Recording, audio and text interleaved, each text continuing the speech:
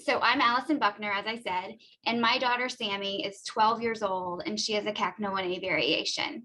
I'm sure I speak not just for myself, but many of the patients, parents, and caretakers when I say, what a ride.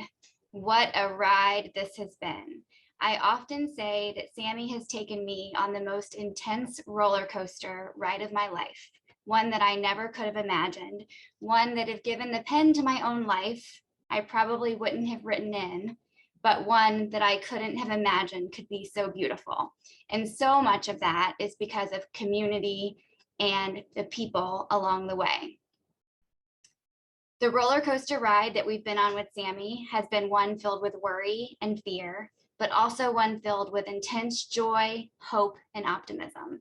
And one thing that I will talk about today is how the foundation has brought those things, joy, hope, and optimism. It's also been a ride filled with magic, and I think that is all Sammy. Last night, I tried to find a few pictures that could possibly sum up these 12 years, but we didn't have all day, so I chose just these few. In the picture on the left, I had no idea what was in store for us. I look at this picture often, and I think about kind of how clueless I was, how naive. Later that afternoon, we put Sammy in a bumbo seat for the first time, one that Santa had delivered. And someone, I don't remember if it was my husband or some family that was visiting, said, her head shakes a lot when she's in that. Do you think maybe she's just not ready? And while I answered, probably not, we'll put it up and try again in a few weeks or a couple months, because Sammy was born early and I thought maybe that was it. It was the beginning of a gnawing feeling in my stomach that our path was going to be different. It was the beginning of a whole lot of questions and a whole lot of worry and wonder. I often wish, though, that I could show the me in that picture on the left, the picture on the right, because that's Sammy now, a thriving tween who argues with us, but continues to show us joy and wonder.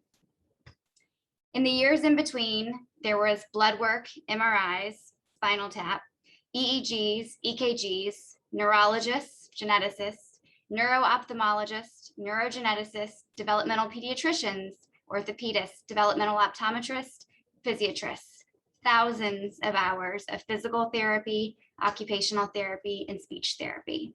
We lived in the undiagnosed world for 10 years and frankly came to peace with it. That was the world we were going to live in. And when you're in the undiagnosed world, there are no limits, there aren't really predictions. And we found peace and joy and a lot of life in that world. Sammy ziplined and surfed and skied in adaptive programs. She showed us what living a life filled with wonder, joy, and magic really looks like. And then in 2019, out of the blue, my husband was getting Sammy ready for school, and she said that her head hurt. And then within an hour, she couldn't form words. And within 24 hours, she stopped talking. She was in the emergency room. No one knew what was happening. Then she was in the pediatric intensive care unit. Nobody knew what was happening. For 10 days, no one knew what was happening, and she did not speak. There were days that I wondered if we would hear her voice again, and days that we wondered if we would bring her home.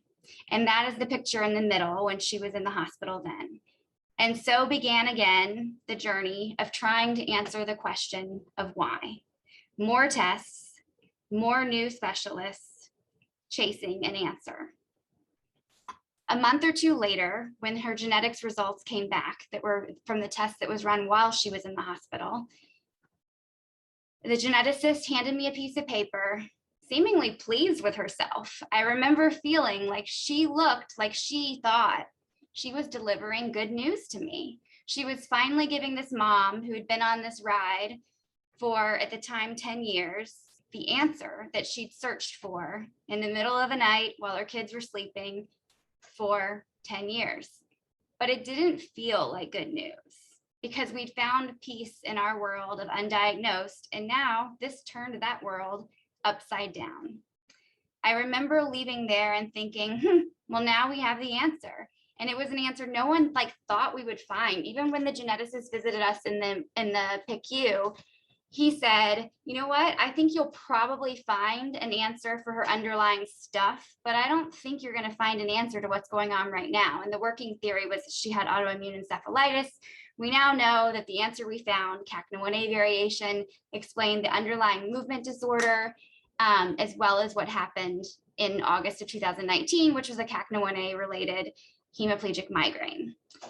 I left, I went home, I started Googling again. I re-entered that world that I thought I had sort of come out of, which was the middle of the night Googling and panic and worry and anxiety and chasing an answer. And we didn't find much. A CNN article led us to the Rileys. That led us to a Facebook group formed by Dr. Rotenberg.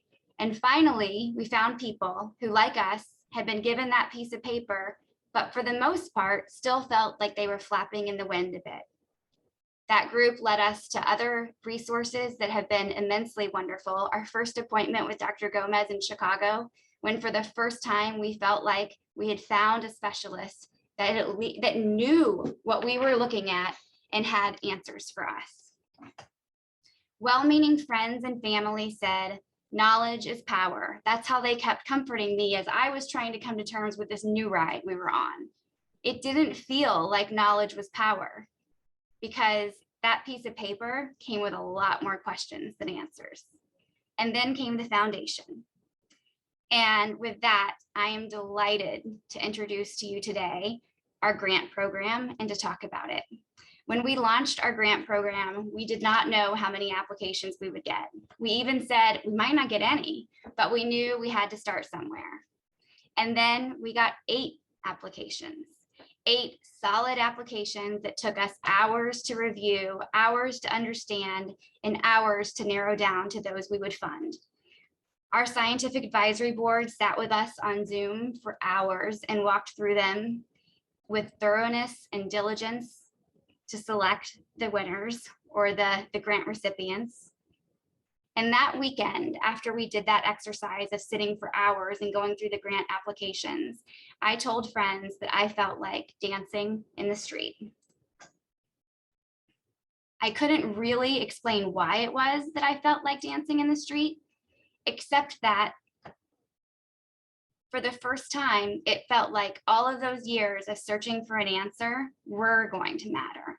All of the worrying and wonder, it was going to matter, that the years of medical testing would have a real impact, that that piece of paper mattered. We wound up selecting not just 1, but 3 grant recipients. And we now have people focusing on CACNA1A research with the help from the foundation at the following institutions: Baylor College of Medicine, Boston Children's Hospital of Philadelphia, the University of Chicago, and Columbia University. And that gives me hope and optimism. And I am convinced that piece of paper now matters. We all heard yesterday that there is still much work ahead. Finding treatments and cures takes time, money, people. It's easy to feel daunted.